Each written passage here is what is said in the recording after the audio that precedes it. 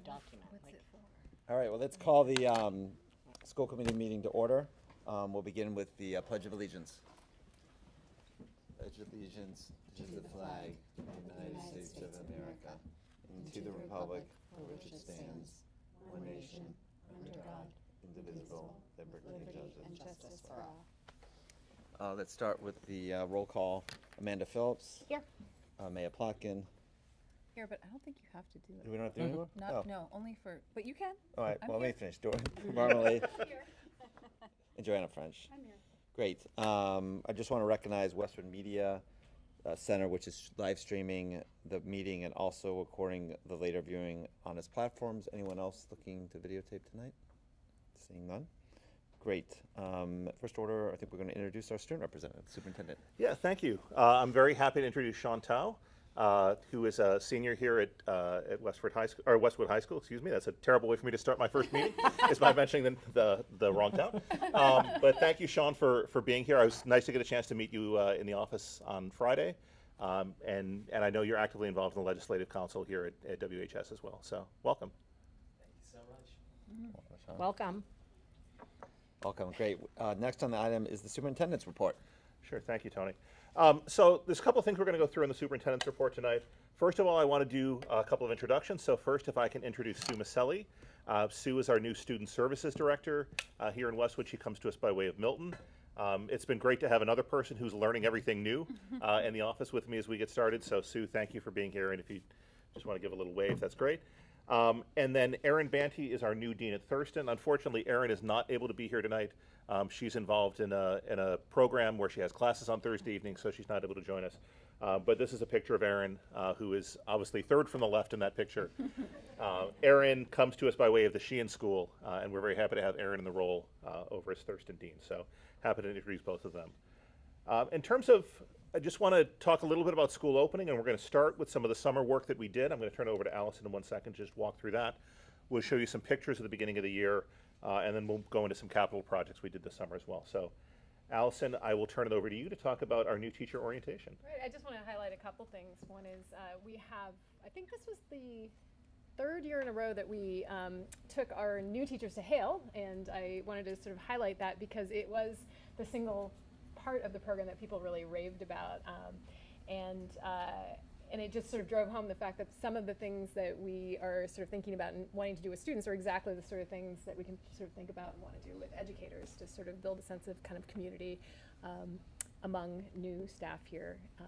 This was just a piece of the program. There was also technology training, some goal setting work with new faculty, and an introduction to everybody who's everybody in the district. So that was new teachers. And then, you know, when the school year stops, a lot of work keeps happening during the summertime related to curriculum. We had 22 different projects involving almost 80 educators and almost 600 hours of summer curriculum work that took place this summer. Oftentimes you'll see things skew toward curriculum areas where we've had a recent review. So you notice social studies and math kind of pop out, and SEL too. The SEL project relates to some new curriculum resources that we're going to be piloting at the elementary school this year. Additionally, English had some time in part because they are developing they were developing new elective courses, senior electives at the high school that seem like they're amazing. There's a literature of sports. I'm trying to think of some of the other ones. Dystopian literature, Yep. literature of sports, villains in literature, Yeah. love and comedy. Yeah, great stuff. Yeah. And additionally, there's I'm going to get this wrong, multivariable calculus Calc 3. course that got developed for the math program, which is very exciting to be able to run that this year. And we had some of our middle school teachers working on kind of grammar sequencing for the middle school. So even though English was sort of pretty far out of review, these are recommendations that are sort of we're still working on and making sure we're kind of keeping the drum rolling there. AI was a focus area this summer too, and thinking about how that was going to impact our computer science class as well as how it's going to impact all of us and all of our lives. And then also we're starting to gear up for the World Language Review.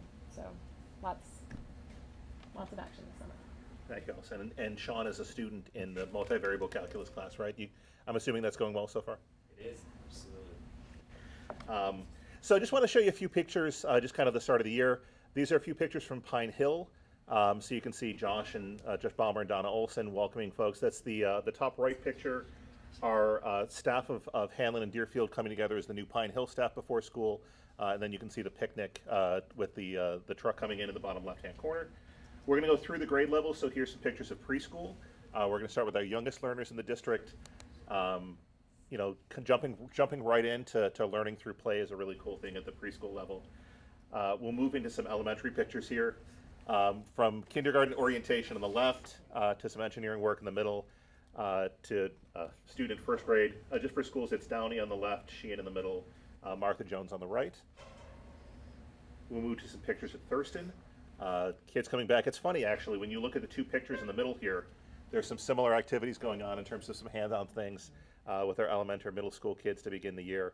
And then some work in advisory as well. They're at middle school advisor on the right.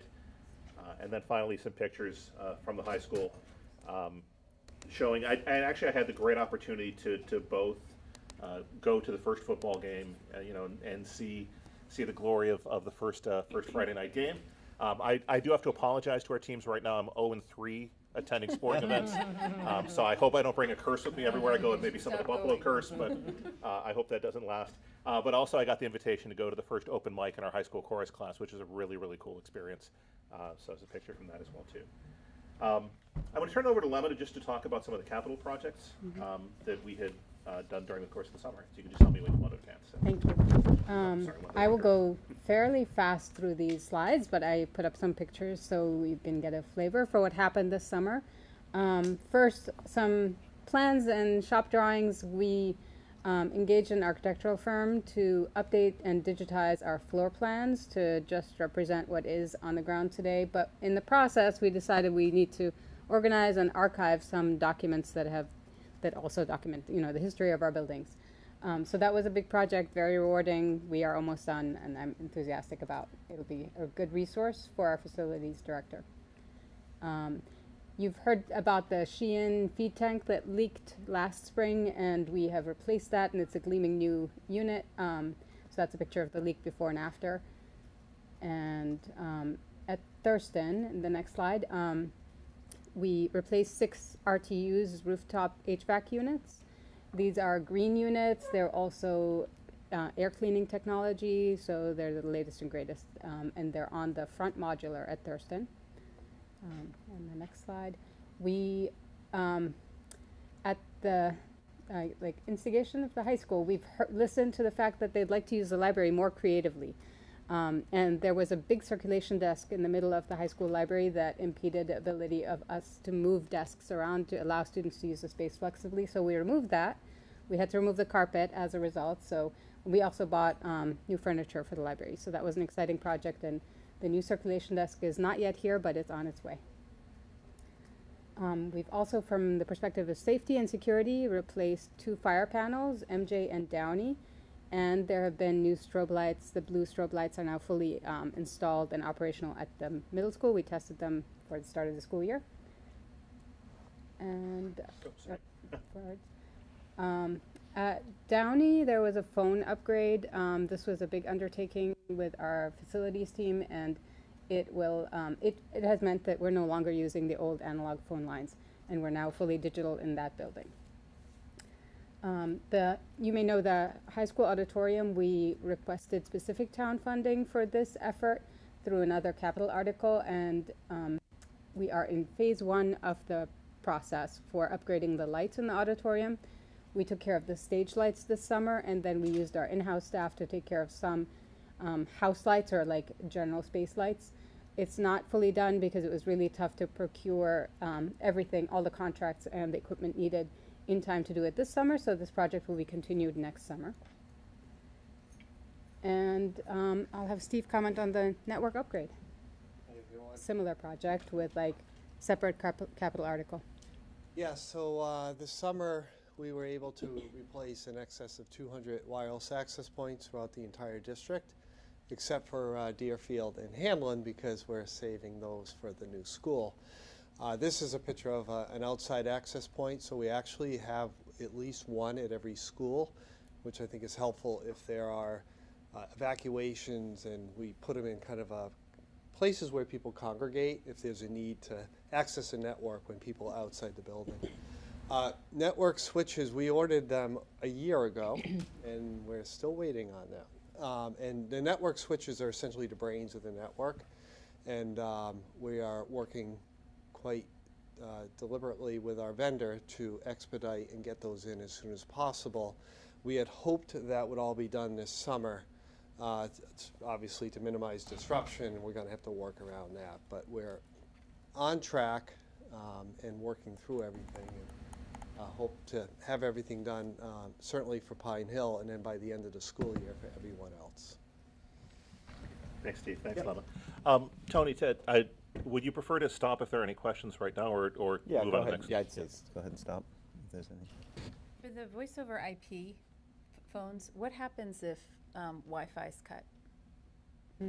We do have a backup phone system, so there are the old traditional like copper lines to our buildings, but it certainly won't be all the phones in the building that are functional, so we'll lose like every classroom, but we'll still have the main line, the main office.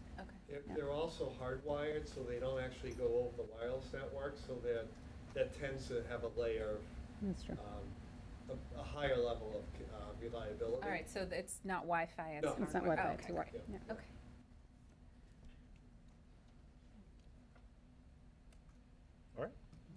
All right. Just want to take a moment. One of the things that we certainly spent some time as an admin council looking at this summer was our 2023-24 strategic priorities. I know as a committee I'm not going to go through each of the lines tonight. We had talked about this at some length during our retreat in July. But for the public, just to know, this is the work, this is really the roadmap for the work that we do as a school system as part of our continuous improvement. These are the priorities for 2023-24 as part of our larger district strategy that goes from 2021 to 2024. And as I'll talk about in my entry plan momentarily, that's going to help inform the next iteration of our district strategy starting in 2024 and beyond. But just want to talk about the large-scale objectives as meaningful learning experiences, coherent connected curriculum, a healthy and supported school community, and infrastructure for the future. And particularly call out, as Allison mentioned, artificial intelligence being one of the pieces that we spent a lot of time trying to figure out how we were going to add that to our list. The impact on the education space is significant, and so the 1.4 there was something that was added last spring to the strategic priorities to be reflective of the need to make sure that we address that, thinking about the impact on policy and instructional recommendations for its use. So we look forward to doing more about that, and we're actually looking to schedule a public forum to talk about AI at some point later on in the fall. That being said, I think it's important to take a couple of minutes and just talk about the impact of school start time. I'm going to have Amy come down and talk about the high school. I do want to specifically acknowledge there are some hiccups in any school year as it relates to buses and how buses are running and timeliness of buses. There's some of that right now we're trying to figure out how much of that is sort of beginning of the year startup, that always happens, and how much of that are some things that we may need to make some tweaks in the future about. And so given the fact that, Lemma is very on top of that, regular communication with our transportation company about that. But I just want to acknowledge because that concern is out there, that we are working to address that. So that being said, I'm going to turn it over to you, Amy, just to talk about start times and impact on high school. Sure. I hope Sean will. Oh my gosh, I'm so loud at this table. I hope Sean will join me in talking about it a little bit too. I would say there are two huge differences that I have noted so far, even though we're really early in the school year. One's we've basically halved our tardy rates through the first couple of weeks of school. At this time last year, we had 30 students arrive tardy. Today we had 18. And that's pretty consistent from the start of the school year. I think the building feels really different first block. Like qualitatively, people are just more awake, and I would group educators into that as well as students. I think we're still getting used to school after 2 p.m. That transition has felt slower for me. We've definitely noticed some issues with bus arrival times. We have probably anywhere between like 20 and 50 students arriving late on school transportation. So we're working to monitor those buses to figure out which specific routes might be tweaked to lessen that impact, because obviously we want students who are relying on us to provide transportation to be able to arrive on time to class. What do you think? I think I'm completely agree with a lot of the things you said. So in surveying my peers, and from what I've noticed, it's a lot easier to be alert, especially in those first block classes, now that the school start time has shifted. We're all either getting, either the same amount of sleep we got before or more. And I would also say that in terms of traffic, it's a little bit more difficult to get to the school both before and after school, but I wouldn't say it's significantly harder. And I would say there's a little bit more pressure if you're, running an after-school club in terms of the timing now that school ends at 3 p.m. But at least talking from my peers who do sports, it seems to be manageable. People are still able to get their homework done in time, and otherwise, we're still getting used to it, and I think it's a good change. The other thing that I've noticed that's really interesting, and I can't figure out if it's a school start time shift or something different, but we have a smaller number of students who are leaving the building during lunch block. And I can't make up a reason for why that's true, but more kids are staying in the cafeteria, and that feels really nice. It was sort of like a loss during COVID, that space as a communal space, and it's busier in there. Props to Mr. Cordone, because I think the salad bar is a big win for us at the high school too, so maybe that has something to do with it, but I think students are generally here more, and I don't know if that's because they're not like going home to sleep in the middle of the day, or if it has nothing to do with that, but it's been a really good start to the year. I don't know, are you hearing the same from your high school children? Yeah, I'm hearing anecdotally that a lot of the kids didn't want the change. That is but possibly now true. they're loving it. So I think this has won them over. And even just in my house, it is so much nicer in the mornings.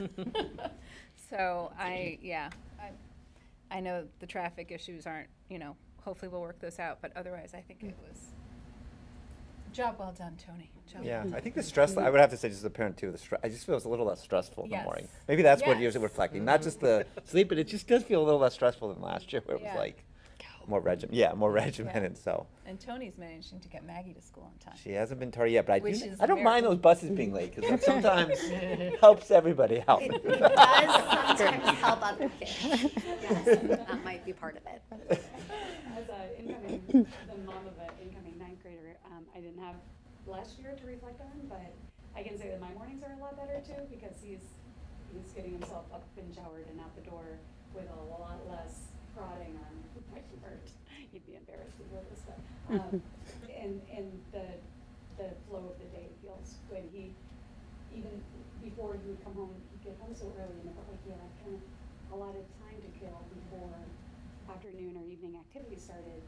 And he kind of got out of routine, and then it was like kind of restarting the whole machine to get homework done and to get through the evening stuff. So it's almost like you just kind of flow through the rest of the day, get homework, and then you rest. So that's been working for us. We're looking at how athletics might be impacted as we lose daylight. So we're thinking about that. That'll be something for us to watch, particularly for sports like golf, where there are no lights to turn on the course. So we're thinking about that. But it's been a good start. It might be interesting at some point to just ask a few of those survey questions again, at some point, like what time they're waking up, what times they're going to bed. Yeah, that term 2 class meeting, that will definitely be a part of the conversation there. I just wonder from a logistics and maybe from a mom perspective, if those buses are going to start coming early, will there be a communication with the family saying, Yes. hey, your bus is going to be 5-10 minutes Yes. early? Yes, if we change anything, we'll be sure to Yep, give we'll people communicate time with to- those Like, the bus buses. can be late, the bus can never be early. Yes. Yeah. Yes. We don't want it to be late either. Awesome. Thanks, guys. Thank you, Amy. So thank you for that, and I will say that walking around with Amy, even on the first day of school, I remember you telling me that you could feel it in the building even from the first day. So that was really great to see. I just want to take a moment to talk about my entry plan. I actually want to just the picture there is actually a coaster that Chris Coleman gave me as a gift as I came in. So I want to thank Chris for doing that. But again, I've shared this with the committee, and I put a message out to the community yesterday. But there are really 4 key questions that I'm looking to answer as I come into the district, both to help inform my knowledge and understanding, as well as to inform this next iteration of our district strategy that we'll be looking at. And it's essentially a SWOT analysis for those in the business world, but its strengths, I don't like weaknesses, so I ask about challenges. I'll talk about opportunities, and then I really don't like the word threats. So I talk about what do we actually want to make sure that we protect or maintain. So really those are the 4 questions that I'm looking to try to answer as I'm trying to meet with as many people as possible. That started actually with all 5 of you as I first came on board. Started with members of the admin team, and I want to thank particularly Emily Parks for her stewardship of the district for all those years, as well as for being really gracious as I went through the transition. As well as the folks in the central office team, the principals, getting around and starting to meet with staff. I've got a day scheduled in each building, a full day with staff. And then I'm looking forward to getting in and meeting with student groups at the high school and at the middle schools and in other places, getting into classrooms. And one of the things that I do want to make sure that I announce tonight, and again, this went out publicly yesterday, is that I'm going to be doing a series of meet and greets. The first one of these will be Monday morning from 8 to 10 a.m. at Muffin House over in Islington. The following Tuesday, I'll do one at Metco Inc. For our Boston resident families. From 6 to 8 p.m. on Tuesday the 26th. I'll do another one on Tuesday, October 3rd from 2 to 4 p.m. at the Public Library here on High Street. I want to thank both the folks at Muffin House and the library for being willing to host. And then we'll do a virtual one on Wednesday, October 4th over Zoom. Anybody, whether you have students whether you have kids in the system, whether you're a member of the public, whether or not you're just interested, everybody is welcome to come out and get a chance to learn who I am, and B, kind of share your experiences, your positive experiences, your places for constructive criticism.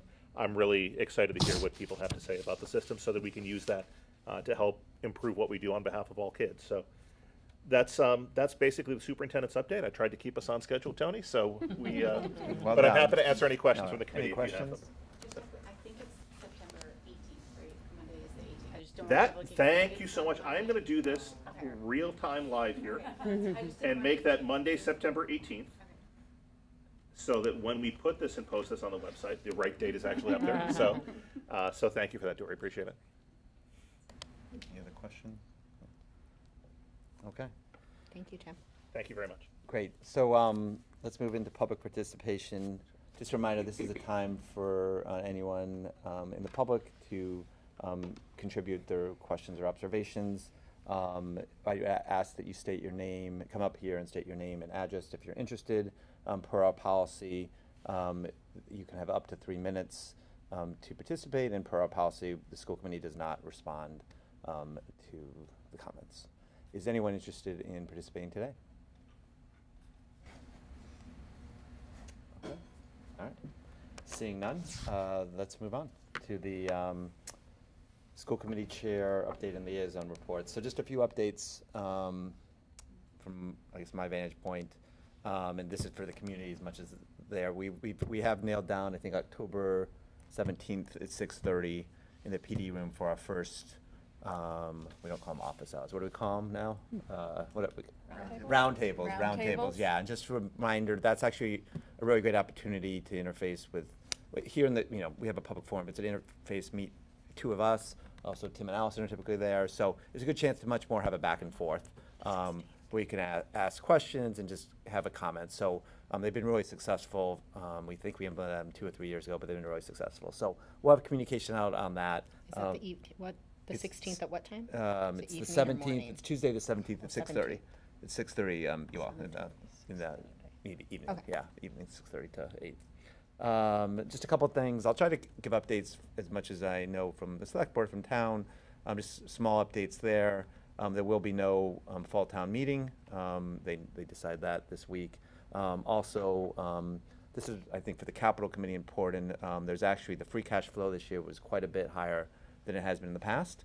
So as I think the capital committee thinks about potential additional supplemental capital, it's something like 3 to 4 million more than it's in the past. Yeah. So it's something just to consider. And we also have first budget steering early this year, next week. So that's what I'm sure we'll be talking about then as well. So anyway, so that was all I had from the chair. I guess we can turn over to the Pine Hill update. Great, thank you. I wanted to give a more robust update on this project because it's been a while and a lot has happened. So just quick, starting off, so just to give everyone a reminder of the schedule, we started this thing 4 years ago with the feasibility study. We had a couple town votes in about 2 years ago, and now we are in September 2023. The project is at 75% completion of construction of the building. We are still on track for a January substantial completion date and a February move-in date when Hanlon and Deerfield are going to be consolidated into Pine Hill. I need to thank here John Cummings, the PBC, Vertex, Doran Whittier, and Bright Brothers. We had one piece of equipment, the switchgear, which could have held up the entire process. And we had been hearing rumblings that it was delayed, and everybody worked absolutely feverishly. And I am very excited to say it is on site and it is hooked up. And so we are, so far, all systems go for February move. So that's where we are. Again, estimated completion of the whole thing is going to be August 2024, so in 1 year.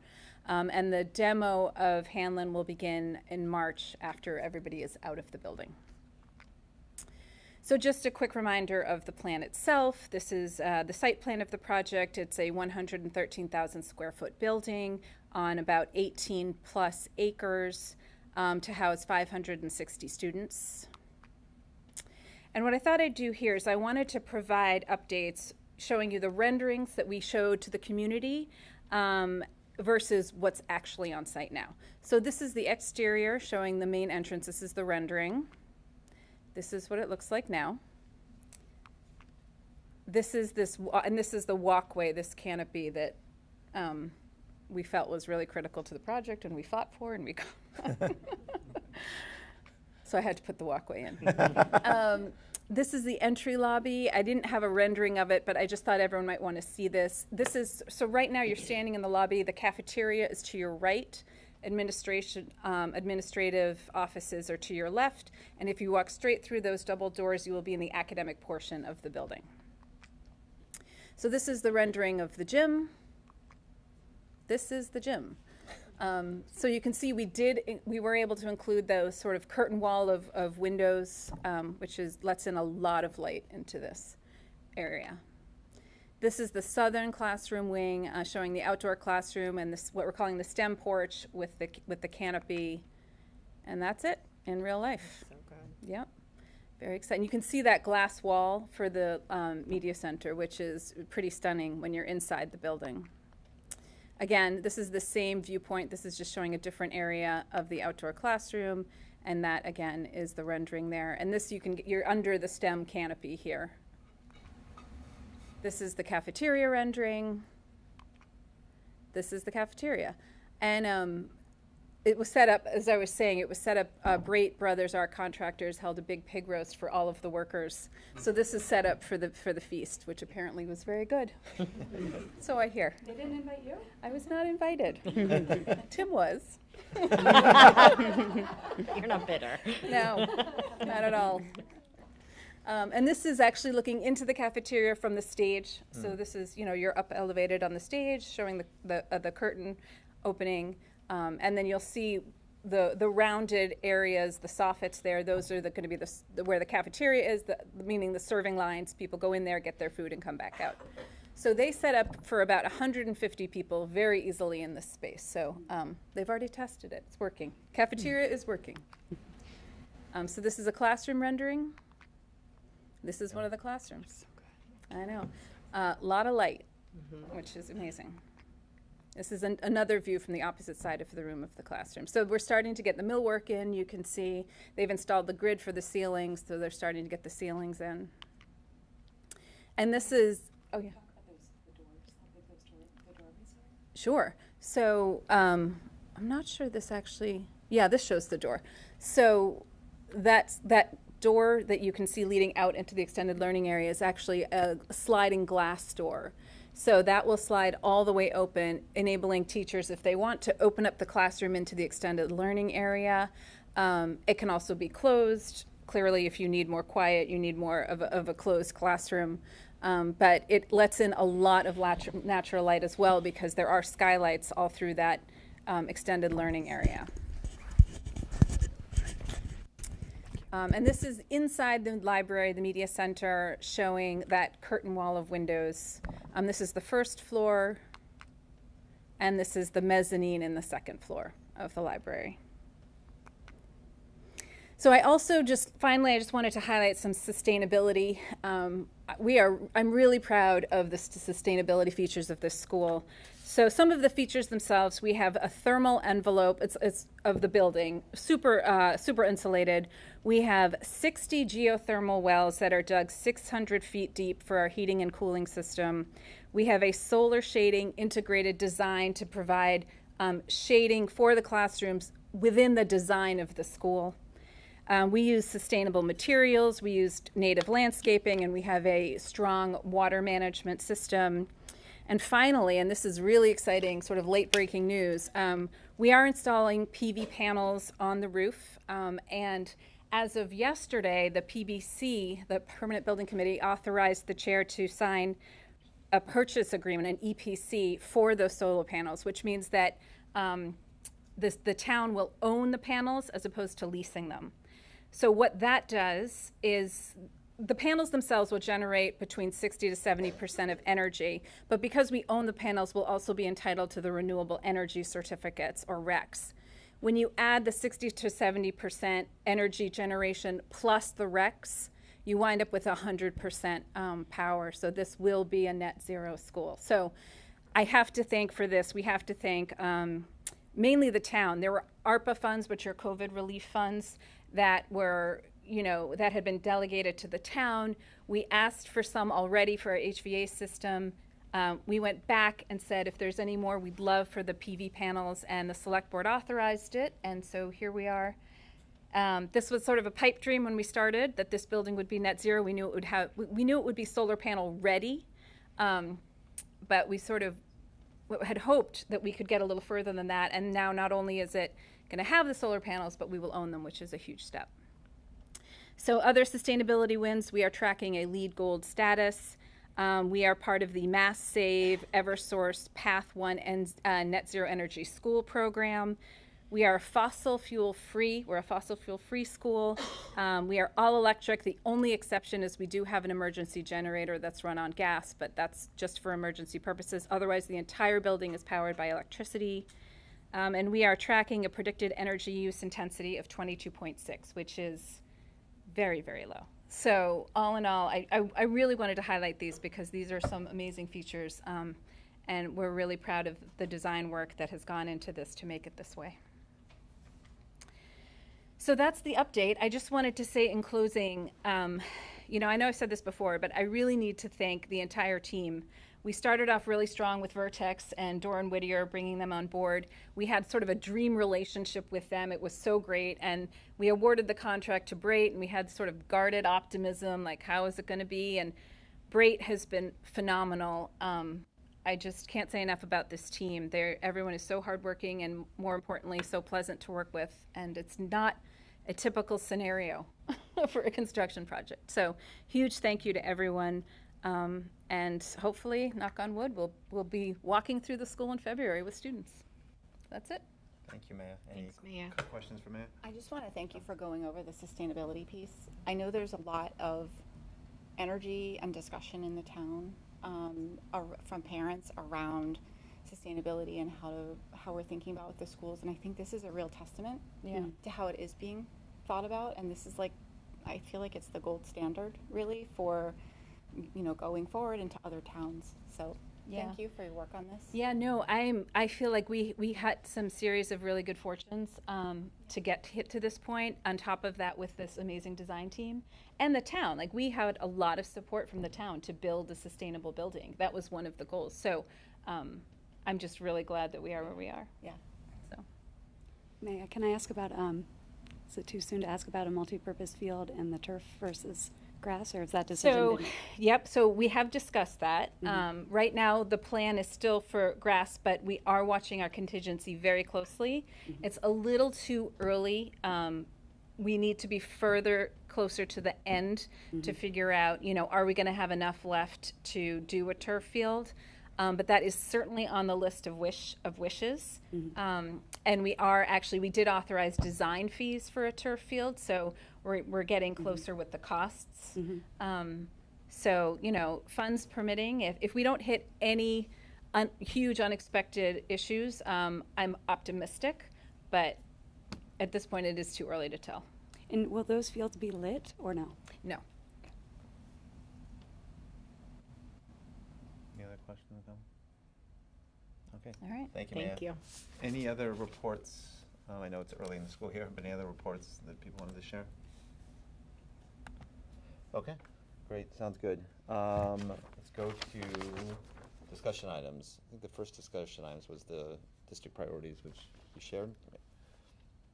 Yeah, I would just say again that I can put that slide back Yeah, why up don't you if put it up? that's Hit helpful it. for folks.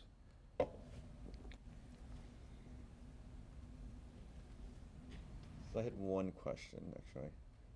On 4.1, what was the part 2 of that, engaging the community in the planning process? What was the thought there, I guess? So there's a couple of pieces, right? One is that in terms of developing a long-term capital plan, right, I want to acknowledge that we have, what I'd say is I've spent a lot of time kind of looking at some of the building challenges that we have. I appreciate it, and I know we'll talk about the tour at Thurston momentarily. Clearly there are needs at Sheehan. That has come across loud and clear. Clearly there's some needs at Thurston. At the same time, we also need to make sure that we take care of our other buildings. Like even this building, the high school that we're in, is 20 years old, needs some work. And we can't get to a place where we relinquish our responsibility to address those things. So in terms of developing the plan is, I think, a really important thing. In terms of engaging the community in the planning process, ultimately, whatever we identify as projects that we need to do, we don't have enough within our operating budget to be able to do everything that we'll have on that list over time.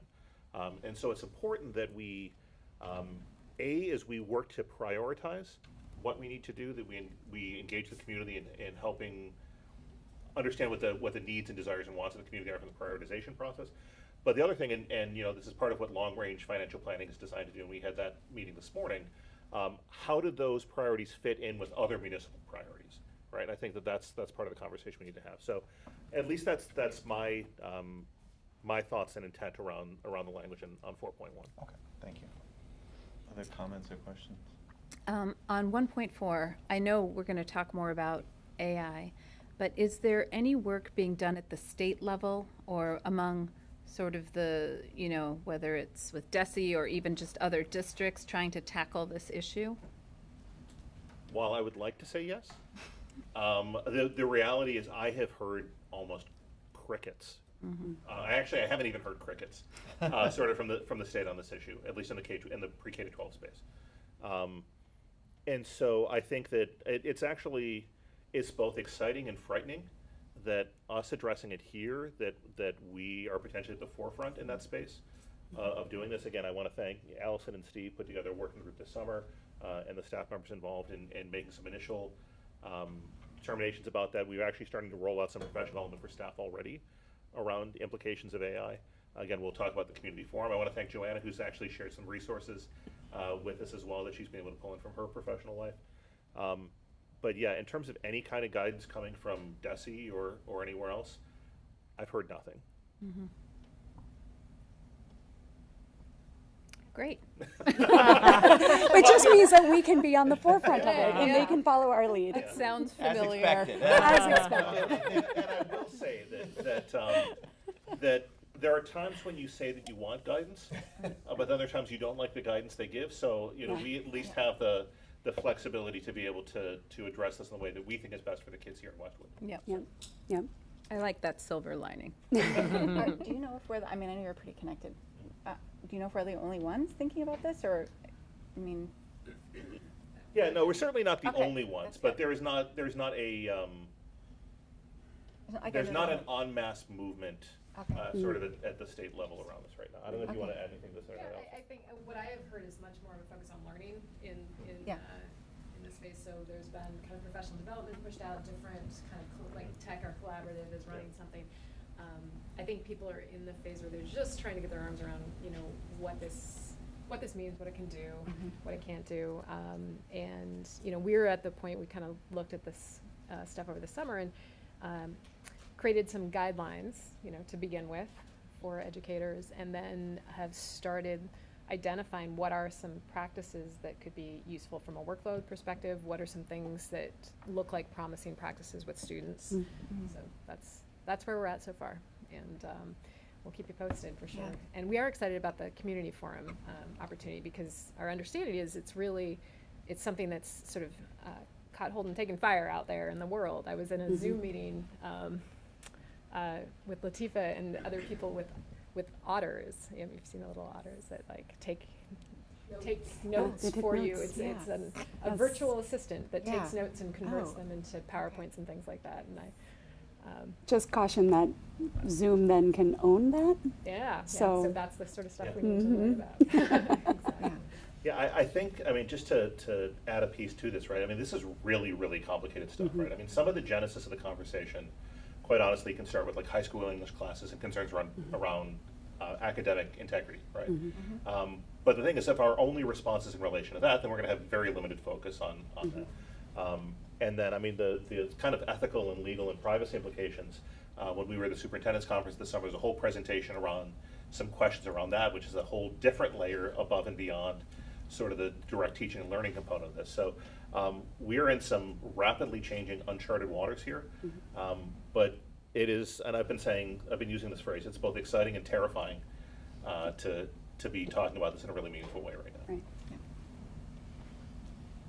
Well, I mean, I think, I said this in the spring, but I think it bears repeating. I think the other layer that we don't really have a handle on is impact on development, and thinking about that. And we're just now kind of contending with the fact that, we've had a generation of kind of kids with a lot of social media access, and we're seeing some of the ramifications of that now. And so just being thoughtful before, unleashing everything all at the same time would be great. I don't know if we can control it, but at least we can guide as best we can. So. Comments or questions? Okay, great, thanks. And we'll vote on those in a few minutes. All right, the next topic is the school building facility tours. And this was around, or inspections, I guess you're calling them. Some of us, I think we're all eventually going to do a tour of Thurston and maybe eventually Sheehan. But a few of us toured Thurston a few weeks ago. I don't know if people wanted to share any observations from that. And there was a bunch of us, yeah. Yeah. So Mayor Joanna, Lemma, Tim as well. And I think the two of you were going to work to get you in Yeah, there. Another So. day. That'd be great. Well, I think the one, and I was at the Thurston Middle School PTO meeting last night, and the one thing I said there is that, we took this tour, and Lemma and her team and Tom have been working incredibly hard to really pinpoint exactly what the capital needs are at Thurston, and they're doing a great job doing that. And I think that we're going to be in a position shortly to review those recommendations. But the one thing I said at the meeting was last night was that, personally, I think that, I think the school committee is focusing on Thurston and Sheehan. But, with this tour in particular, specifically about Thurston, and just making sure that whatever we do, we're very thoughtful about it and thinking about it long term. But the tour was certainly enlightening. That's one way to put it, yeah. I mean, Yeah. it's almost Yeah. 100 years old, right? 39, 1938, 39. Yeah. Yeah, so.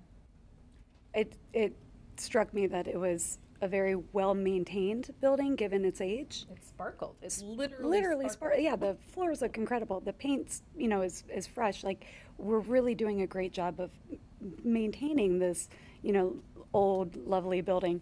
But it really struck me that it's, especially compared to Pine Hill. I mean, it's such a inadequate space for today's learning environment. That's what struck me. Yeah. Yeah. I think Can't wait for the tour. Yeah. Get in there. I think it is a functional space. I mean, I think that, just thinking about what we need to do, certainly this is the space that we're going to be using for the next 10, 15 years, or at least conceptually. Right? We haven't had that conversation. We haven't talked about it, but we don't have a plan right now. So I think it will serve that purpose, but I do think it needs significant capital injection to keep it that way. But there's certainly a lot of love that's been showered on it. You can see that. So, and I wish Mike were here, but Yeah. Yeah, unfortunately, Mike was unable to be here this evening, and he Yeah. offers his regrets for that. But I'll just say, it struck me. I will say I have not seen a building like Thurston before. And as we walked around, I think I made the realization, right? It was an originally Depression-era building, and then you added the Eisenhower wing, and then I forget what came after that, right? But there was, it kind of gives you a sense Ronald of, Reagan wing. Yeah, of there sort was of, sort of Reagan. the timing of different Clinton, I components of the think. building, It was right? like And so there is a, Bush era. so that being said, I think to the point that you just raised, though, Maya, that's why 4.1 here on the strategic priority list is so important. Yeah. Is because there is a, we know the needs at Sheehan, right? And I think that those have been publicized. But at the same time, we also know there are needs at Thurston, and we want to make sure that the capital, the resources we have are spent in a way that is wise and with a level of forethought and planning around it, so that we can be most efficient in how we address those resources. And at the point about the impact on the educational environment, what we have right now in both of those buildings, and I would say that, I mean, that's true for sort of any older building, it's not anything specific about those spaces, is that what we're able to offer kids educationally is limited by the physical environment in which they're in some ways. And so we want to be in a situation where what we can offer educationally can grow with the building. And that's what we're going to have at Pine Hill, right? Is we're going to have a building that when we move into it, there is more that we will be able to do in the future that we don't know how to do yet, because it's going to be, it's built with that level of future thinking in mind. And that's the kind of schema that we want to be thinking about, is it's not just about the building, it's about how does the building impact the educational environment for teaching and learning in the building. So, I guess if I can clarify, that's more of what I meant, is Yeah. thinking about the learning of the classrooms of tomorrow. It's hard to envision that in a school like Thurston and Sheehan. It's the learning space is a bit limited.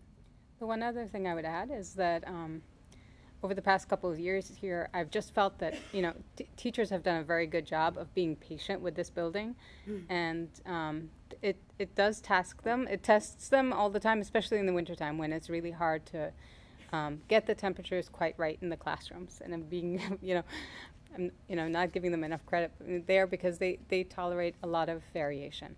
So that's one example of the pressures that we feel, and we do our best. But I hear it when things are going on there, and I appreciate the patience that people have shown.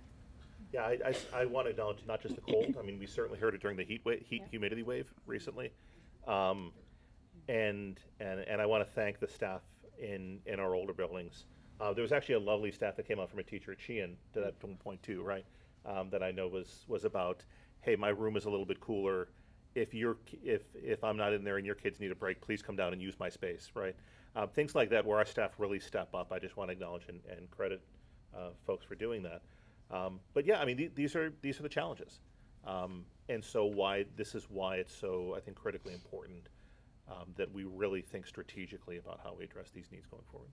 Yeah, I just want to echo what probably people don't, you see the physical part, but if you went down in the boiler room and saw the 3 zones of HVAC, it is something like out of this world. And if there is a catastrophic, if there's something that goes wrong in that main 1939, this could be really bad. So I think doing nothing, at least just on some of the infrastructure, I don't think is an option anymore. Because, it's something out of this world. We should get the pictures out as well, so. Yep. Fair enough? Fair enough. All right, anything else on we'll see what you have to look forward to. I was going to say, Amanda and I will bring our cameras. We'll have Yeah. the outer space. Yeah. basement. Okay, great. Thank you for that.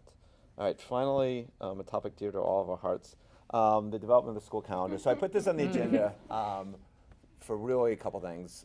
We've just kind of context. We have this long history about Labor Day and whether or not we start before Labor Day or not. And actually, it dates to in my first year on the school committee. We kind of came up with a formula for when we started before and after Labor Day. This year, we actually made the decision kind of to go away from that formula and do the 2 days before, start before Labor Day. That's just context. The other context is I think we talked about last year, is the holidays. We added kind of, I think, 2 potential holidays in September.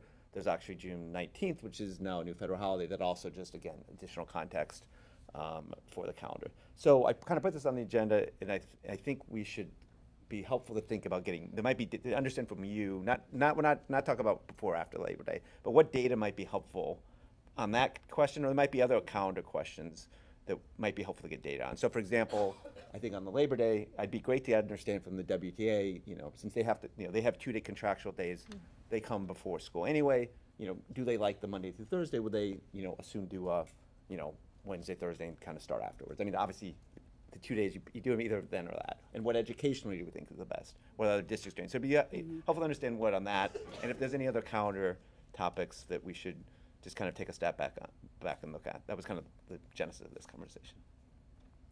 No, I think it's good. I think the Labor Day policy is so confusing. And I think it would be good to revisit that. I think I'd be also interested in hearing from parents about that because, you know, having school start before Labor Day it can be helpful when the camps end, right? If you're starting after Labor Day and camps have ended 2 weeks earlier, that's just more time you need to figure out what to do with your kids. So I think it'd be interesting to hear from parents as well, what they think. And if we're adding Juneteenth, you know, right now, the way the calendar is, because we started before Labor Day, Juneteenth doesn't affect the calendar. Snow day. Fingers crossed. Sorry. Apparently it's not going to snow in New England anymore, so. Yeah. So anyway, I think these are all good things to talk about. Something I think that I think is relevant to the calendar. I have had a question come from a parent around the school calendar, just around the number of days off for professional development, including short Wednesdays, and wanting a little bit of clarity around kind of how often, you know, the topics. I think, you know, the root of it was sort of, do we need to have, you know, as many, you know, what, you know, I think just wanting some more clarity that I think touches on the school calendar, just maybe not as logistically as like Labor Day. So, And along that lines, I've also had comments around, could they be on Friday instead of on Wednesday? So if we're airing all of the things. So I'll just say a couple of brief words. I'm turning over to Allison to talk with some more specificity about how the early release days are used. I would say that one of the things that, I mean, Westwood is a really high-performing, strong district for kids, and part of that is because it is a strong, for student learning, right? And part of that is because it's a very strong district for teacher learning, right? And the work that we do with staff is, it's aside from being just fantastic modeling, right, where we want our staff to continually engage and improve in their craft so they can be better for kids.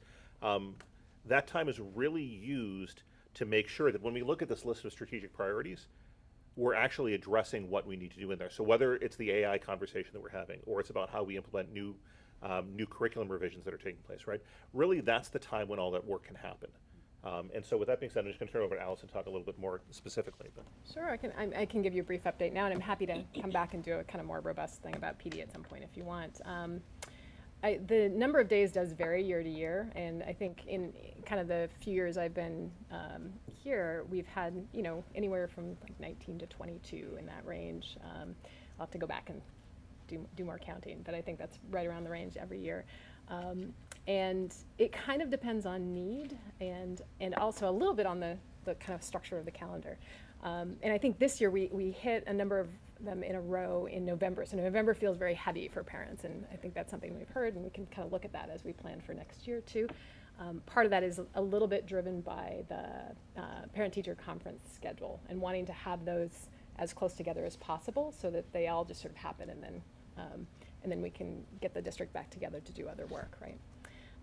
So a couple things that are happening right now, you know, one is this sort of strategic priority that rolls out of our work, but also out of recommendations from the equity audit around thinking about how do we sort of put together a robust PD plan that really helps make sure all our educators have the skills they need to make sure they're really reaching all kids in the classroom. So that's one piece that's very much reflected in the calendar this year. Some of it's departmental needs. You know, as we're rolling out new math curriculum resources at the middle school, a lot of the departmental time is focused on that, and it's very, very precious. The new SEL programs at the elementary, we have short Wednesdays dedicated to that.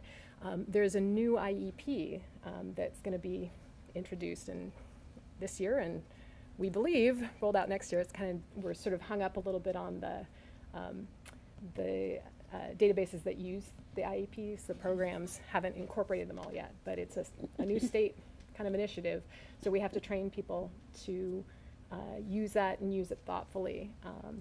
And, you know, honestly, this information about AI, which kind of came at us a little bit 11th hour, we've worked some of that into faculty meeting time and other time, but departments are really the place where a lot of the really interesting work, because how resources like ChatGPT get used in computer science versus an English class can be pretty different. And so getting teachers talking a little bit about what they've seen, what they've tried themselves, what they're kind of contending with in terms of managing. Those are things that we have to have time, and we have to have collaborative time to really do it well and thoughtfully.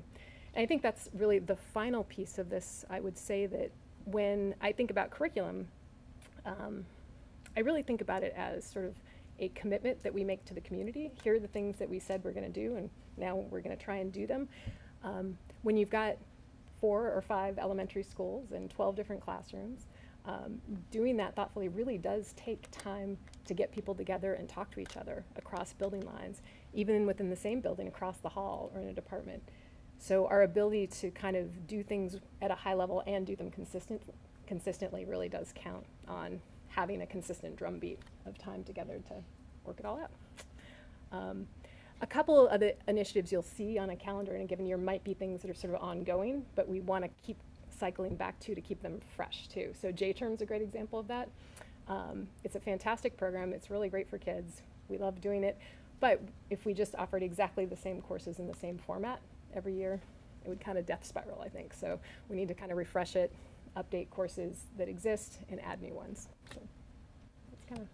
Yeah, I thank you for all that, and I think that I just want to highlight particularly that piece about coherence, right? Is that we need to be a school system and not just a place of individual contractors and classrooms, and really the time that we have during those early release days is the opportunity for that collaborative work to take place across with teachers in the same grade level, with teachers across grade levels, with teachers across buildings, when that can happen. To really make sure that we have that coherence both horizontally and vertically throughout the district. So. Yeah, thank you. That's really helpful.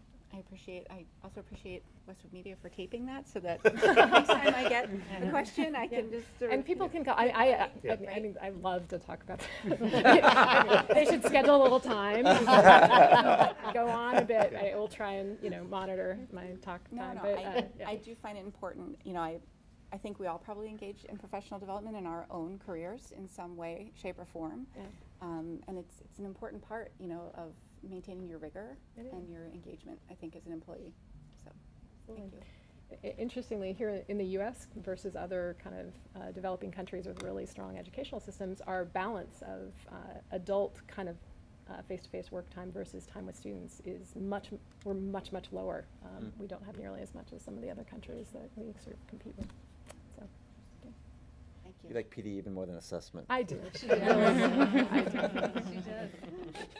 I'm a teacher at heart. Yeah. That's what it is, right? Good. Anything else on the school calendar? The other thing I forgot to mention is, for those, just a reminder, next year is, believe it or not, if you haven't been paying attention, a federal election for president. Usually, I know they've moved to one site, but I think historically we have swapped the PD day from the day after Thanksgiving to the Tuesday of that holiday. I think we'll probably continue. I think the town clerk is looking for that. Yeah, I had that conversation with the town clerk. So that's generally what we've done for the federal, so just a reminder. Okay, more to come on the calendar. Good. All right, we can move on to action items. First one is approval of the 2023-2024 district priorities. Do you have a motion to approve the district priorities? So moved. Second. Any discussion? All those in favor? Aye. All those opposed? None. Unanimous. The next thing is the approval of the school handbooks. Do you just want to give a brief context on this? Yeah, so there is a requirement that school committee approves and actually votes on the school handbooks, which is something that may not have happened in the past, because the handbooks are officially an extension of school committee policy. That's why it's done that way. So this is something that typically I think in the future we can do during the summer meeting, so that it's officially voted before kids are back in school. But catching this now, we just wanted to do this. There's no changes from what was already distributed previously. But if we want to talk about some more, I think it's best to do that in the next iteration.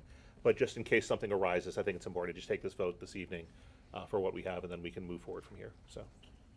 Okay, great. Do I have a motion to approve the school handbooks for the high school, middle school, and elementary and PK, and preschool? So moved. A second? Second. Any discussion? All those in favor? Aye. All those opposed? None. Unanimous. All right, next thing is a motion approval of the July 13th school committee meeting minutes. Do I have a motion to approve the meeting minutes? So moved. Second. Second. Any discussion? All those in favor? Aye. Opposed? None. Unanimous. Next one is the approval of the superintendent Piwowar to the tech board of directors. This is something we do annually, I believe, right? Yeah, it's, I know Dory had performed that role last year as Emily was transitioning into her new job. So I appreciate you giving me the opportunity to join the tech board of directors, so. Hey, Fridays at 8 a.m. are all yours. Fridays at 8 a.m. Happy to, when you read the motion, I'll, happy to pass it off. Make sure you give the executive director a hard time. Absolutely, yes. Yes. Do I have a motion to approve the appointment to the tech board of directors? So moved. Second? Second. Any discussion? All those in favor? Aye. Opposed? None? Unanimous. Next is approval of the rates for Prodigy instructors. Do you have anything on that? This is a formality, so normally we would present this rate in your voting of the non-bargaining rates for employees during the June meeting, and we missed the Prodigy rates. These rates were reviewed by a working group that was set by the school committee and looked at revenue-based accounts at that time, so the school committee members have reviewed the rates and thought that they were reasonable. Okay. All right, do I have a motion to approve the rates for Prodigy instructors? So moved. Second. Any discussion? All those in favor? Aye. Those opposed? None. Great. Next is any new business from the school committee? I have one small item. Yeah, sure, of I course. mentioned to you earlier. So I know nobody knows this, but this is actually my son's birthday. He's turning 13 today. And I have to be here rather than at home with him having birthday cake and stuff. And I am in a little bit of hot water, so I'm just wishing him wherever the cameras are, happy birthday. I apologize. Happy birthday, Happy David. birthday, David. Happy birthday. Should we sing or something? You'll be mortified. Okay. I have a couple things. Sure, great. And I feel like this is great. We don't have like the pressure of time. It's not 10 o'clock. But I promise not to go on too long. So I wanted to look into cell phone usage at the Thurston. So I've had conversations with a couple of parents about potentially like a opt-out ban of students having cell phones at the Thurston. And I think this stemmed from the new parent orientation that happened last spring, where the building leaders made it very clear that, you know, they really hoped that kids wouldn't have cell phones at school. And then I think parents were like, we agree, but we need to know what our kids are up to after school. So there lies the challenge. And it was interesting. I, did a little informal poll of some 6th grade students today. And they said they know they're not supposed to have them, and they keep them in their bags. But, so-and-so got his confiscated today, and this one, then he told on this one, and it was a big fight, and the teacher had to stop the class. And then someone else said, oh, I keep mine in my bag, but the little dings distract me because I know I'm getting a text. And, they're new to phones. They don't probably think to shut it off. So anyways, I wanted, I'd done some research, and there's different options, but one that seemed cool was like a lockable pouch that students could put their phones in during the day, and then they'd have access to them in the afternoon. And of course, I would imagine this would be like an opt-out policy, because I know that not all parents would be comfortable with that.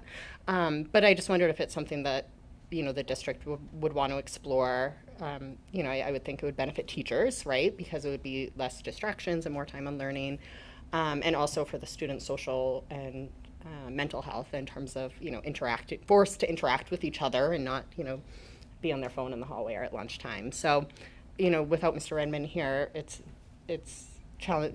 We can't come up with a plan, but I was thinking maybe I could have a conversation with him, or we could put some sort of working group together if anybody had any initial thoughts about that.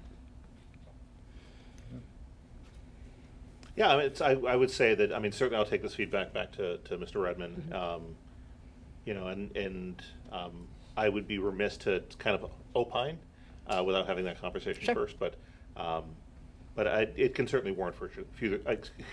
warrant further discussion. Great. So. Anything I can do to help, and I know there's some other parents in the community that are interested as well. Appreciate that. And then the other thing I wanted to bring up, I had been hearing from a lot of parents towards the end of the school year and into the summer about the amount of free time that students at the high school had. So and Principal Davenport kind of, you alluded that maybe that's already improving, so maybe it's not as much of an issue this year as it was last year. I talked to Emily at the end of the school year, and she looked at the data real quickly, and there didn't seem to be a big difference between classes getting canceled or teacher absenteeism from this past 2022-23 school year to looking back to 21-22. She couldn't access the data all the way pre-COVID. So I wondered if it would make sense to, pull my inner Charlie out, but to look at what other districts are doing related to if they have the same levels of students having free time during the day, if they have the open campus privileges, and what they're doing for substitutes at the high school. Those are all concerns that multiple parents have brought to me. Yeah, so I mean, yeah, we won't solve that one. The sub thing has been talked about for a long time. I mean, I'm not going to touch the open campus. It's not really, but the sub thing we can certainly address, because I think that has been raised over the last several years. So. Okay. Yeah, I will say, for what it's worth, just on the open campus piece, as I went around on opening day, and I sat with different. Actually, I think I had this conversation with you, Sean. As I just joined different groups of kids, whether it's in the library, in the cafeteria, for whatever reason, every group I sat down with happened to be a group of sophomores. And when I asked them what's the best, tell me one of the best things about school, and they all talked about freedom. And so, I'm just going to name that to name that, right? I think to the point about this, but it's, again, it's certainly a conversation we can have. I mean, I think the challenge with substitutes compared to like the elementary level, somebody who comes in and subs is not providing content area instruction. And so I think that there's sort of a fundamental difference there. And if teachers are able to upload assignments through Google Classroom, it then becomes a question of, are we just paying somebody to be a holding tank? And so I just want to name some of the parameters around this conversation. But again, we can certainly talk further. Thanks. All right, great. Anything else? All right, great. Do I have a motion to adjourn? So moved. Second? Second. Any discussion? All those in favor? Aye. Aye. All right, great. Thank you, everyone. Thank you. Thank you.